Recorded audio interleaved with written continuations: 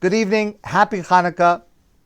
Welcome to everyone. I'm so grateful and overjoyed to be able to celebrate the beginning of Chanukah together with you, studying together about this week's Parsha and about Chanukah.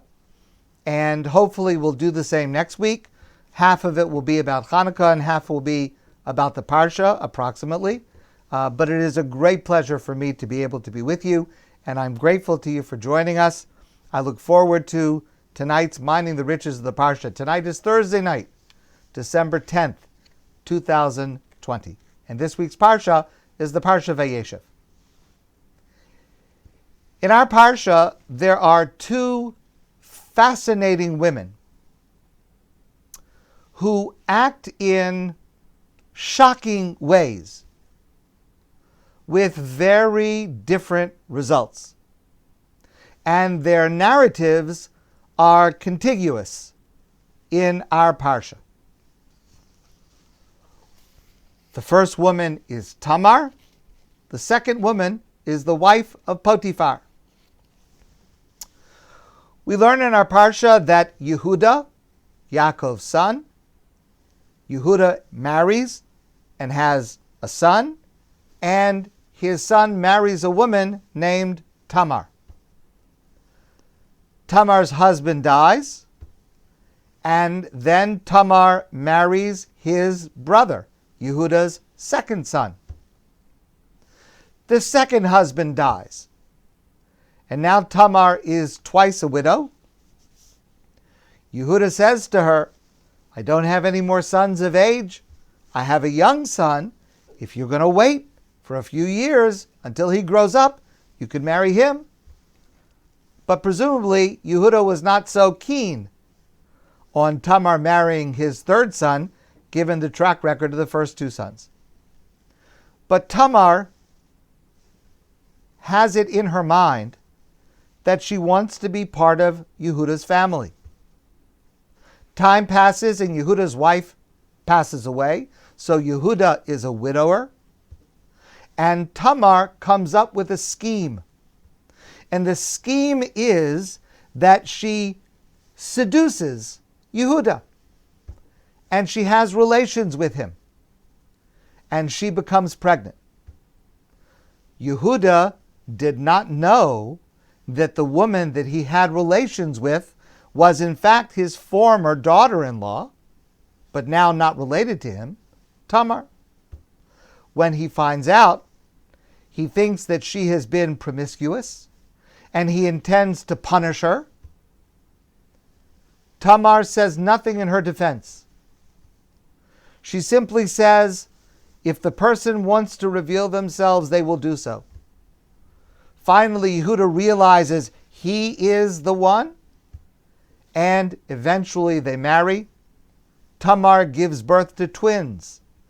One of her sons becomes the father of the kings of Israel, David HaMelech, King David. The Mashiach, the Messiah, will come from Tamar. That's one woman. The next woman is the wife of Potiphar. Yosef was sold by his brothers and eventually was sold as a slave in Egypt.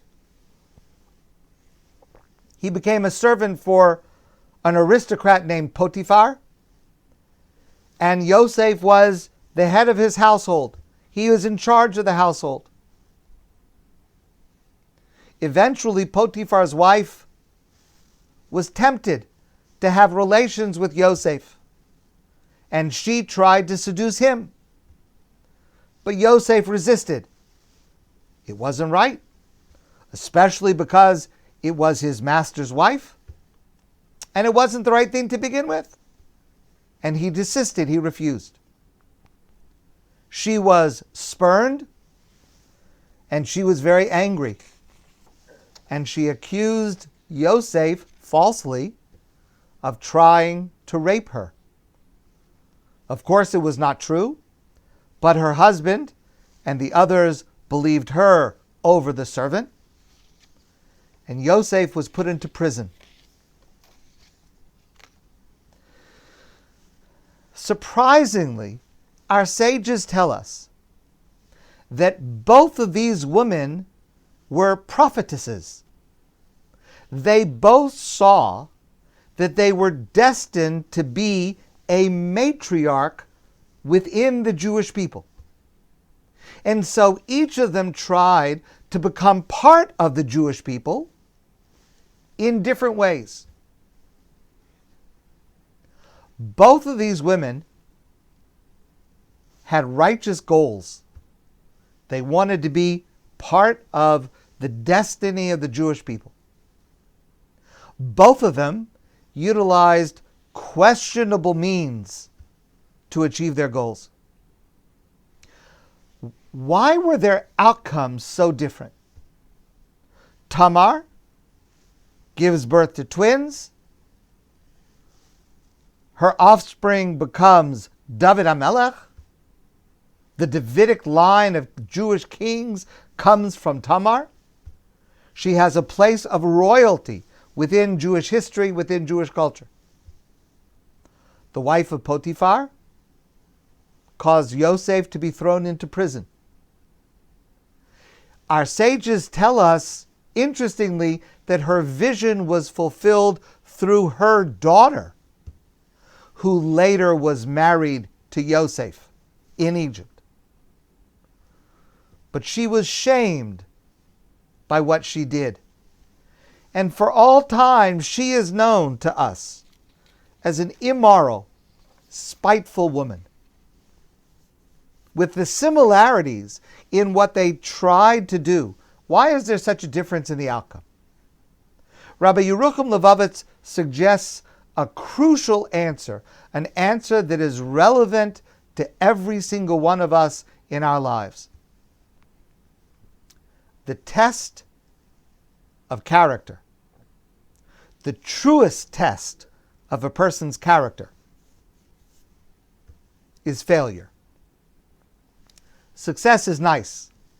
We all like success. But failure is much more interesting. And it's much more enlightening. There's more to be learned from failure than there is from success. Many people start out with a noble mission. But when they fail, what happens? Some say, well, that didn't work. I'll try another approach. Perhaps I will pray to God. Maybe God has another route to success, or maybe God has another mission I should pursue.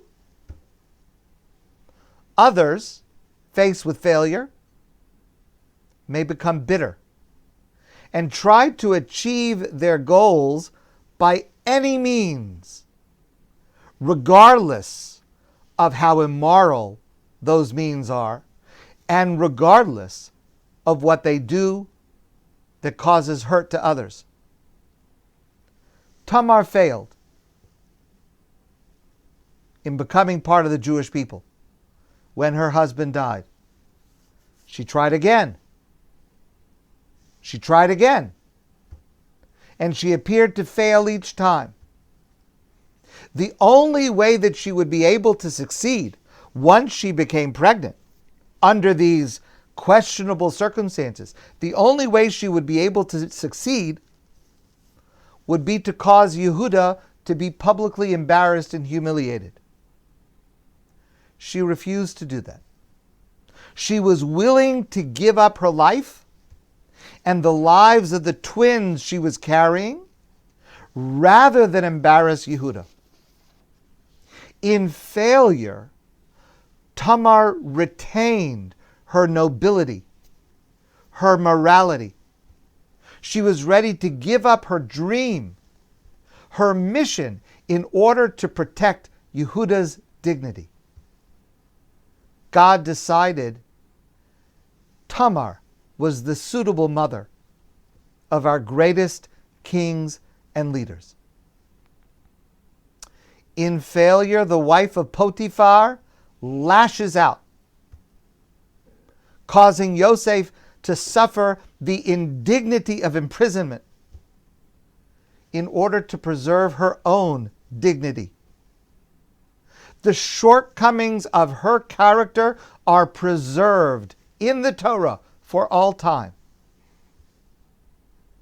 No one seeks failure. No one likes it. But everyone experiences it. When it happens, remember Tamar and the wife of Potiphar, and consciously choose what your reaction to failure will say about your character. Tremendously important lesson from the difference of the outcomes between Tamar and the wife of Potiphar. Now, this is true because, as I said, failure is a test of character, but also because the effects of failure can be very long-lasting. So here is a dramatic demonstration of this principle. There is a spectacular failure near the beginning of our Parsha, the jealousy and enmity between Yosef and his brothers. And that leads the brothers to initially plan, God forbid, to kill Yosef, their brother. Eventually, they decide to sell him into slavery, which in their mind has the same result, that they figure they will never see him again. It's hard to imagine brothers taking such drastic, violent action against each other. And think for a moment about the pain it causes their father Yaakov when they tell him their prepared lie that Yosef, his son, his favorite son, had been killed, God forbid, by a wild animal. The Torah tells us, Vayikra Yaakov Simlosav, Yaakov tore his garments in mourning, and he placed sackcloth on himself. Vayisabel al beno yomim rabim, and he mourned for his son many, many days. And his sons and his daughters tried to comfort him. Vayimain lehisnachem. He refused to be comforted. He said, I will go to my grave as a mourner. And he cried for his son. How could the brothers do this to their father? And what they did to their brother Yosef, causing him years of slavery, imprisonment, humiliation, loneliness, bereft of his family, bereft of his home. Finally, as we will read in the portions to come, years later, it gets worked out. Baruch Hashem, thank God. It turns out in the end, Yosef is second in command in Mitzrayim, in Egypt. He is the one that will oversee the collection of food to store up for the years of famine so that everyone will be saved from the famine. Eventually, the brothers are reconciled. Eventually, Yaakov is reunited with Yosef. It ends okay. No, it does not end okay.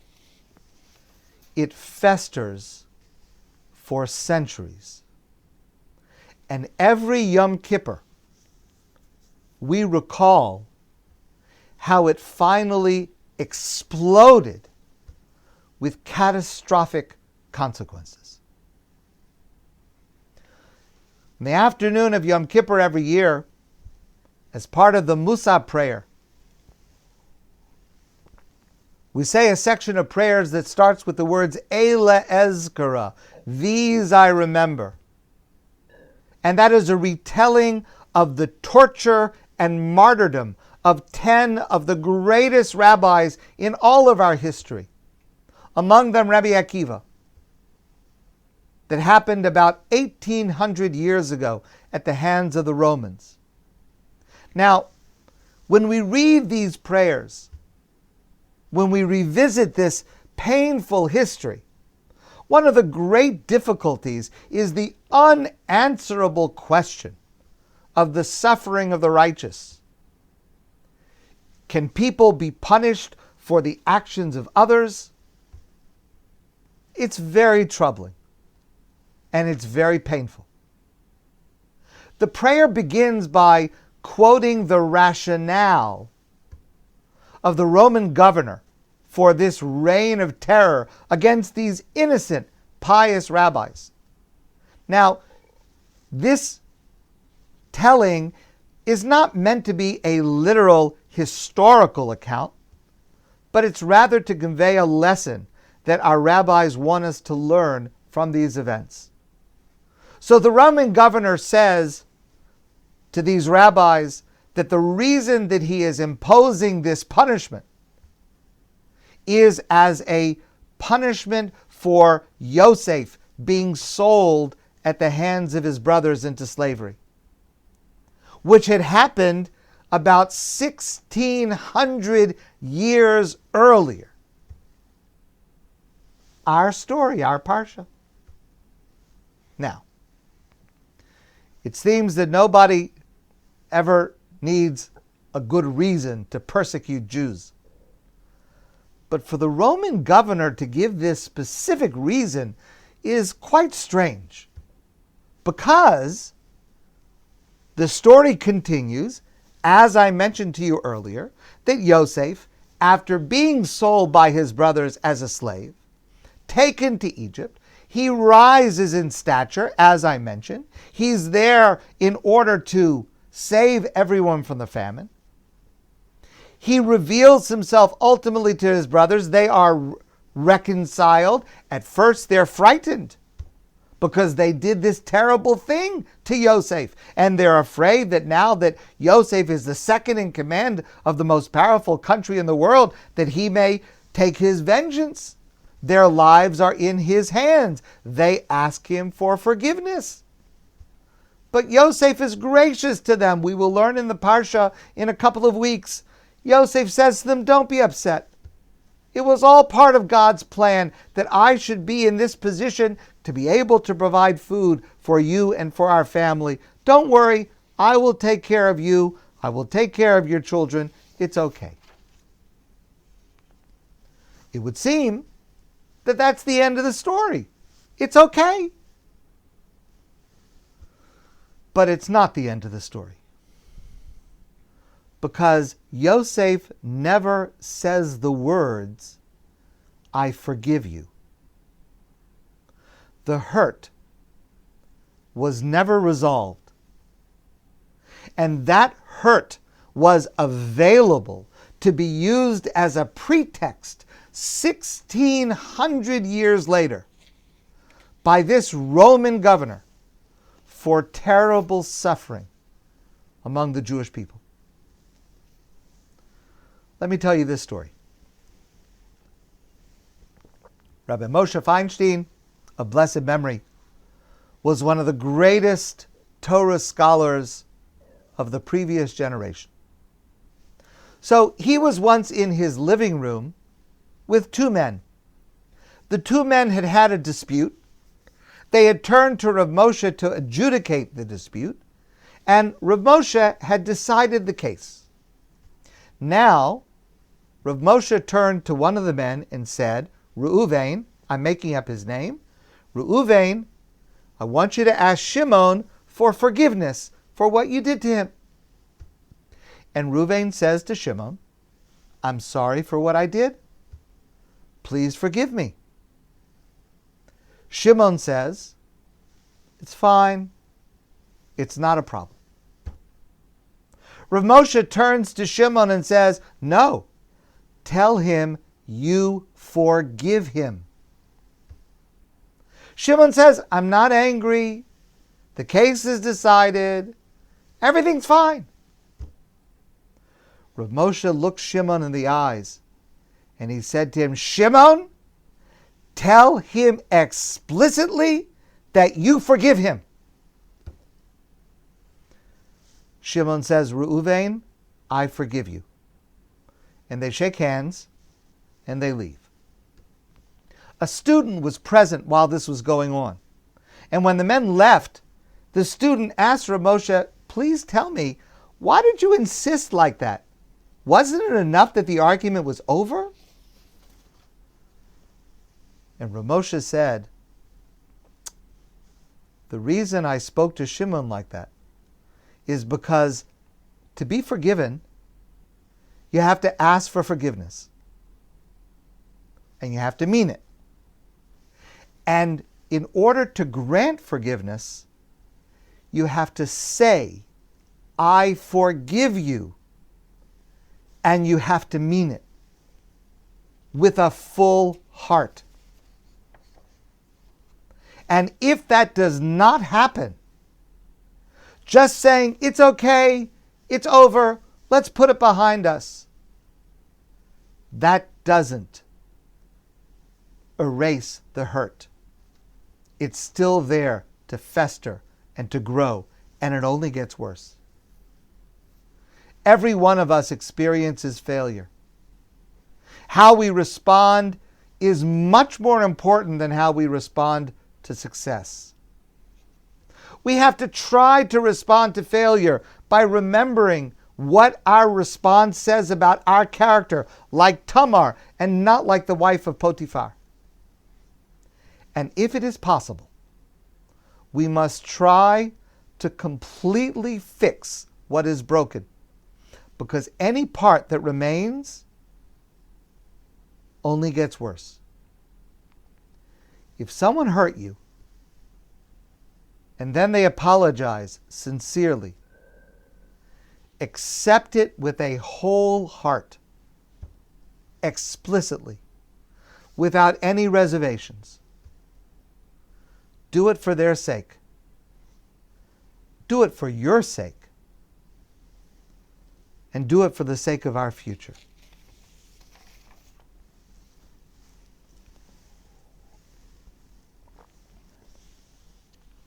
Recently, I watched on television, on Netflix, the third season of a series called The Crown. Perhaps you watched it. I enjoyed it very much. It's very entertaining. It's interesting, the personal lives of the monarchs of England. It's mostly about Queen Elizabeth. Living with a monarch is kind of unusual in our day, and I understand that it's a little bit complicated in Quebec, the idea of a monarch, especially a British monarch. There's also a different perspective for an American like myself. We had some things to say about the monarchy at a certain point, but it's interesting. I think that it does give a different perspective on relating to God as a monarch, because we refer to God over and over as a Hamelech, our king, our sovereign, our monarch, Melech HaOlam, king of the universe. What can we learn from human monarchs that might inform or hopefully improve our relationship to our heavenly king, our heavenly monarch? So let me tell you this story. I once saw Queen Elizabeth. Many years ago, our family took a trip to England, and our trip coincided with the opening of Parliament.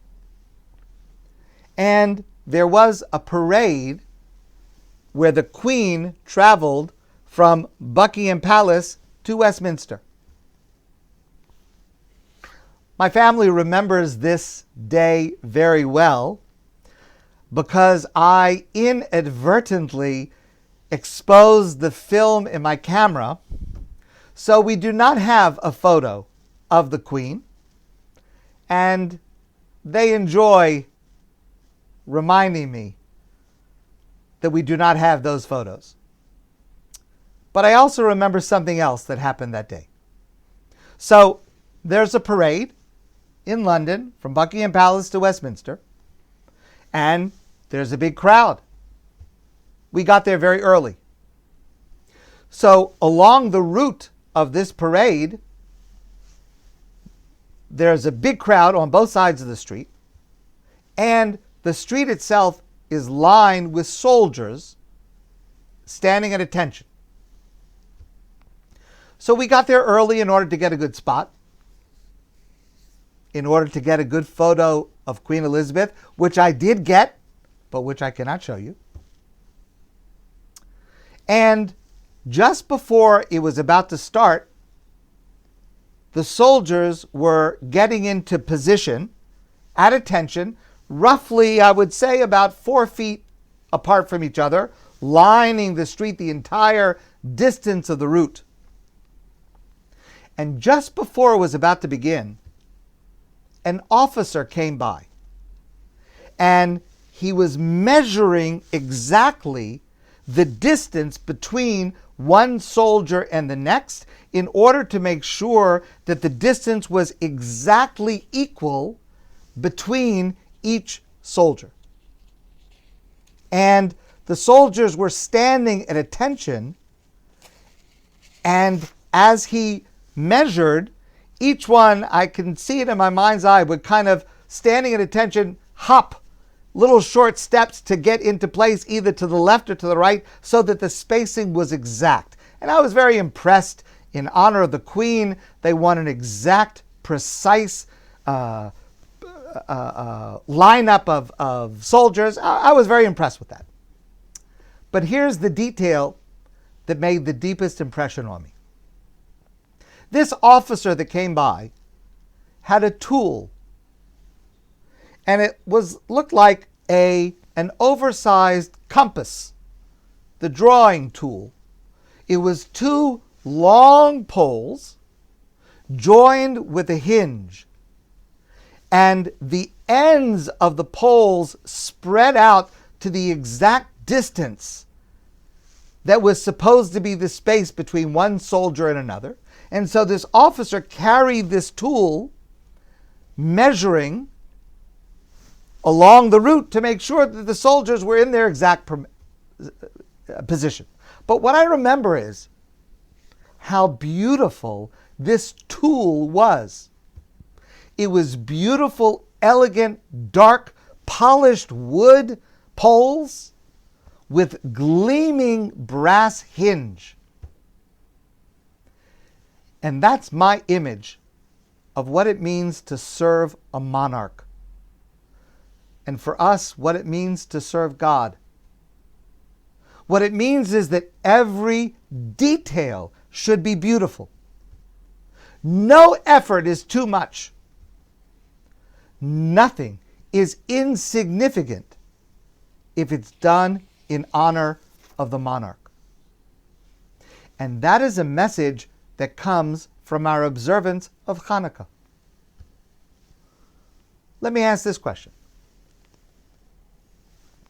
How many lights in total will be lit in your home for Chanukah over the 8 days of Chanukah? Well, it's not so clear. According to Jewish law, the actual requirement is 1 light per household on each of the 8 nights. So regardless of how many people are in your home, that's a total of 8 lights. Well, so you also need a shamash. So that's a total of 16 lights for the entire holiday. That's the actual requirement. That's the din, the law. Then there's a level of mahadrin, those who are more careful, who go beyond the minimum. And that is that if there's more than one person in the household, there is a light lit for each person in the household, 1 light. So let's say there are 2 people in the household. That means each night there are 2 lights. 2 times 8 is 16, plus another 8 for the shamash, 24 lights. Then there's a third level. It's called mahadrin mina mahadrin, the highest of the high, the maximum observance. The maximum observance is each night an additional light is lit. On the first night, one light. Tonight was one light. Tomorrow night, 2 lights. The next night, 3 lights, etc. Until the last night, 8 lights. And that is true for each person in the family. So if you have, let's say, 2 menorahs, that's a total of 44 times 2 is 88. That's 88. 16 to 24 to 88. But what's interesting is, in general, in Jewish law, we have a din, we have a law, we have the requirement. Then some people are more strict than is required by the law. Okay? And that's why in any area of Jewish law, there is a range of how to observe certain commandments. And that makes sense because some Jews will choose the minimum, some Jews will choose the maximum. Different Jews will choose what to pay more attention to, what to pay less attention to. That's understandable. What's unique about Chanukah, and let's remember the word Chanukah means dedication, but it also means chinuch, education.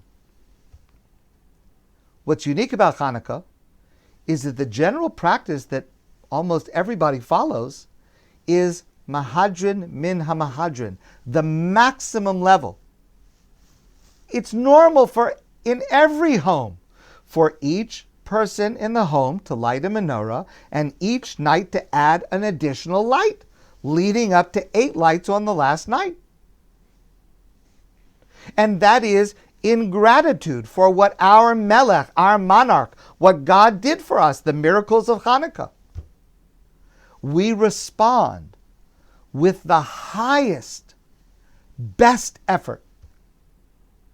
The chinuch part of Chanukah, the educational aspect of Chanukah, is to inspire us to adopt this maximum attitude towards mitzvos throughout the year.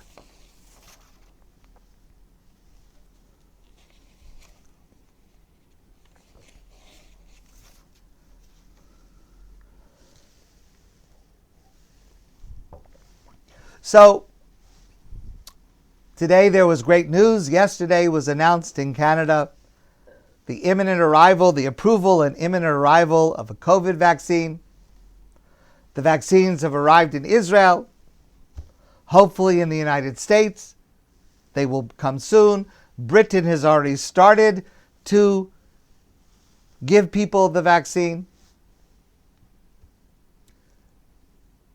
But that comes amidst the worsening of the health situation here and around the world. And so while there is now concrete optimism for the eventual return to normal, I realize many of us are disappointed in how we are celebrating Chanukah this year. Perhaps we're alone. Perhaps we are distant from our family and friends. Yes, there is Zoom. But a big part of Chanukah this year is missing. Hopefully we will reclaim it next year. But for now, I'd like to suggest that this is the time to focus on what we do have.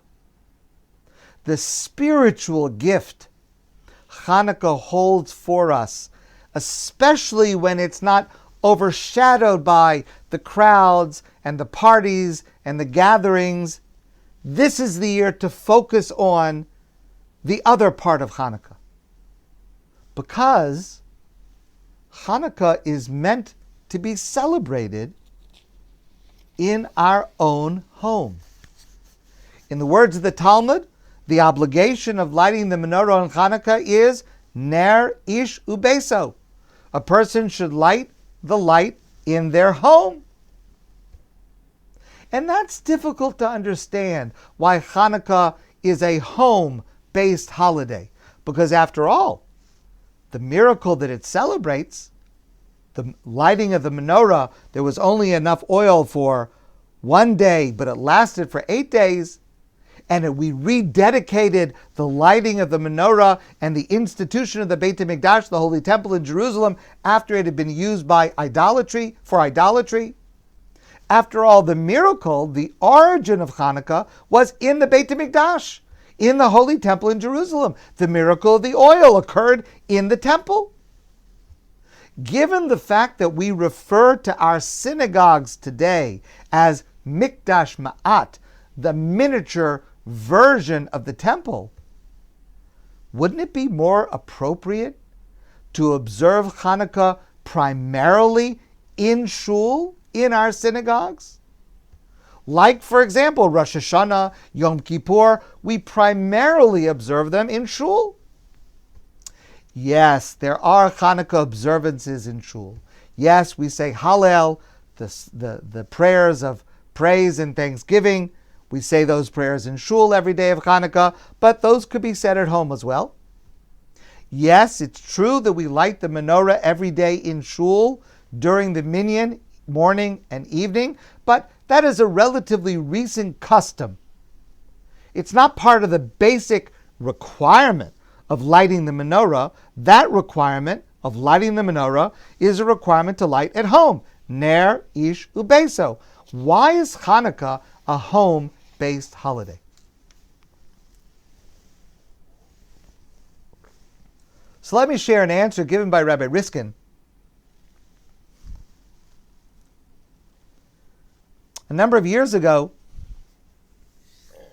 he went to Portugal to visit some small towns where there were crypto Jews. Jews who had been forced to convert to Christianity during the times of the Catholic Inquisition, starting in 1492. And he tells the story that he came to a small town named Belmont in Portugal, and he was there for a shul, a davening service in a synagogue. And in this synagogue in Belmont, there were about 70 to 80 Jews for a regular weekday night prayer. And the people of this town explained that back in 1492, 4 families went underground when the Inquisition started and the shul was closed. For 500 years, their descendants married one another while keeping Judaism secretly. Until finally, recently, they were able to rebuild the synagogue. They rebuilt the shul, and now they have people coming every morning, every evening, every Shabbos, out in the open. At the entrance to this synagogue, over the doorway, there's an inscription. And the inscription reads, "Here in this town, the chain of our tradition has not been severed." Amazing. As a result of the decrees of the Inquisition, these families had to publicly deny their Jewish religion, but they maintained Judaism in their home. For a period of 500 years, from 1492, when the shul was closed, until 2002, when it was reopened, the homes of this tiny town were the place where mitzvos were secretly observed. Tradition was transmitted from parent to child, generation to generation. Shabbos was observed secretly in hiding, while Sunday was celebrated before the eyes of the neighbors so no one would know. Hebrew prayers were said in the darkness. In these homes, the Jewish soul was never lost. Chanukah celebrates the eternal Jewish spirit in the face of assimilation and in the face of persecution. That's what Chanukah is. Rabbi Riskin understood visiting Belmont. It is the Jewish home that preserves that spirit. That's where it happens. And that's the reason that the holiday that celebrates the eternal Jewish spirit must have its focus on our homes.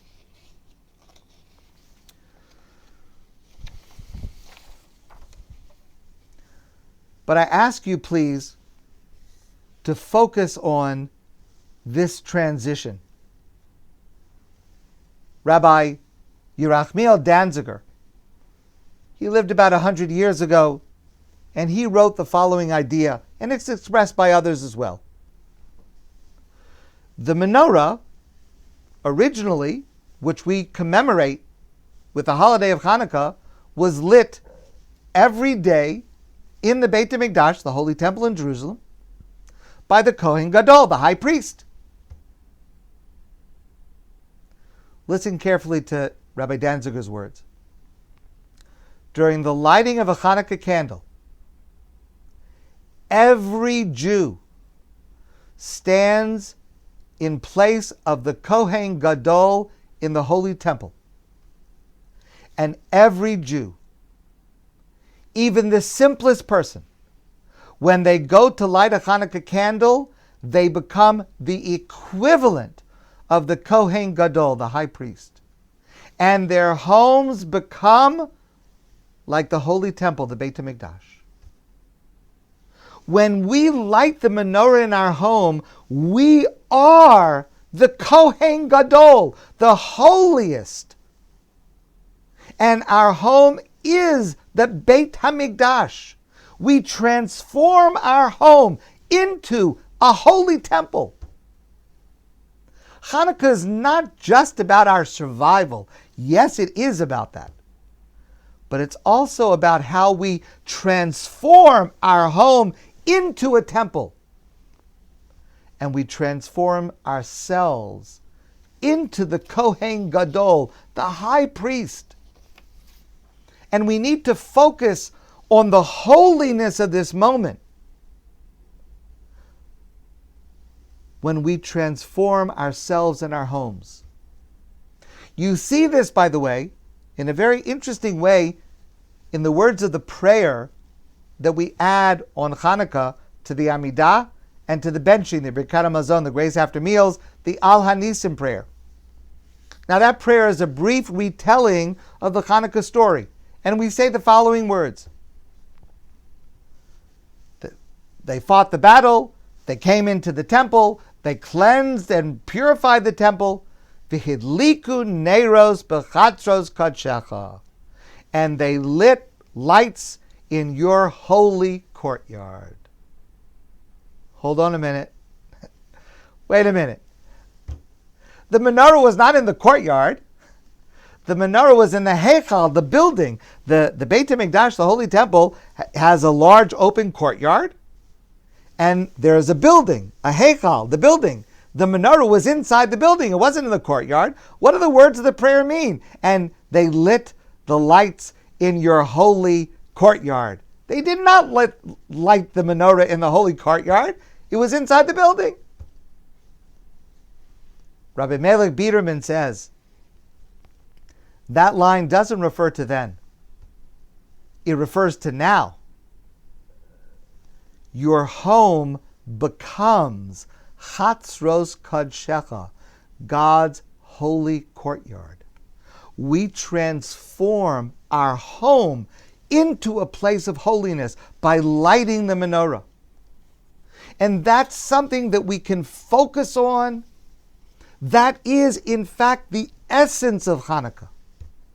And I understand in a normal year, we're caught up in the parties and the donuts and the latkes and the presents. Yes, those are all wonderful things, and our family and friends. Those are all fantastic, wonderful things.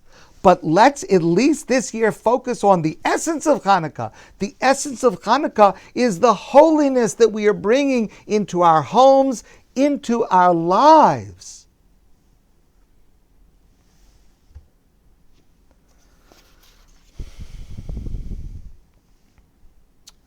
And the Kohen Gadol, the high priest, when he would light the menorah in the Beit HaMikdash, he was actually reenacting an earlier event. God creating the world. Vayomer Elokim Yihi Or. And God said, let there be light.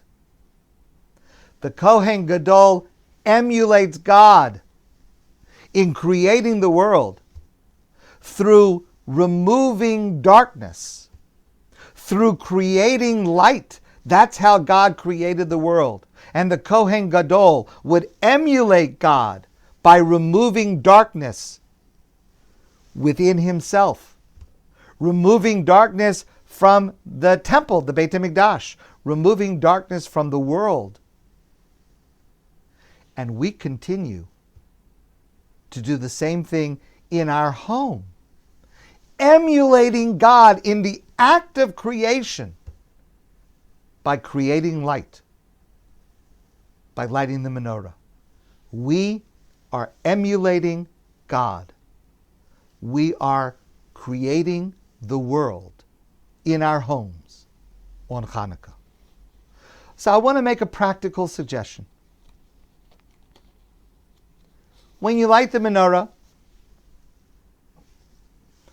tomorrow, Friday night, it's a little rush to light the menorah before Shabbos. Okay, but after Shabbos or one of the nights in the coming week, you light the menorah, sing some songs, maybe you'll call or Zoom with your family and friends.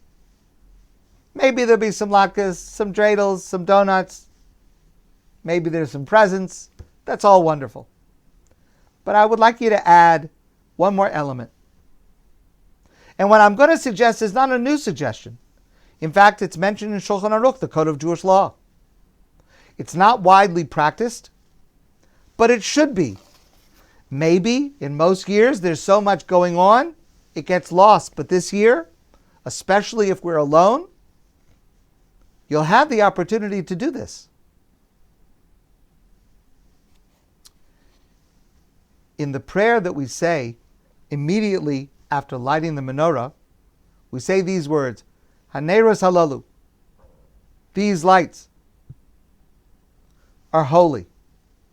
And we say these words, Ein lanu reshus lishtamesh bahem. We do not have permission to use these lights for our own personal benefit. Ella lir'osam bilvad. But rather, the only thing we're allowed to do is to look at them. Here's my suggestion. At some point, sit for a few minutes and look at the lights you have lit. Just sit quietly and look at the lights of the menorah. Sit quietly, relax, breathe evenly, slowly.